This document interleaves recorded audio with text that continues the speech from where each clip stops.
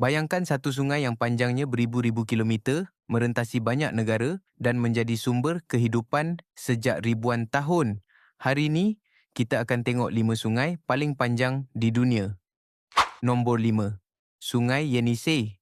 Sungai Yenisei dengan panjang sekitar 5,539 kilometer yang terletak di Rusia, sungai ini mengalir melalui kawasan Siberia yang sangat sejuk. Walaupun cuaca ekstrim, sungai ini sangat penting untuk pengangkutan dan sumber tenaga hidroelektrik. Nombor 4. Sungai Mississippi Missouri.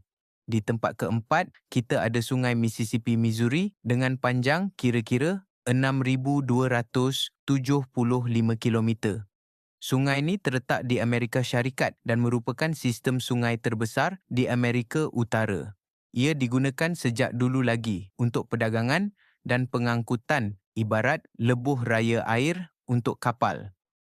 Nombor 3, Sungai Yangtze. Nombor 3 pula ialah Sungai Yangtze di China dengan panjang sekitar 6,300 kilometer. Ini adalah sungai paling panjang di Asia dan memainkan peranan besar dalam ekonomi China termasuk pertanian dan penjanaan elektrik.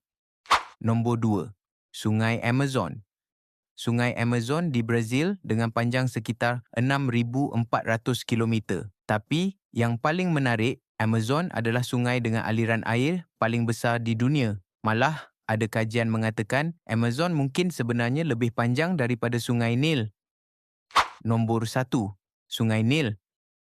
Dan akhirnya, nombor 1 ialah Sungai Nil dengan panjang kira-kira 6,650 kilometer. Sungai ini mengalir melalui beberapa negara termasuk Mesir dan Sudan. Sejak zaman purba, Sungai Nil adalah nadi kehidupan. Tanpa sungai ini, tamadun Mesir mungkin tak akan wujud.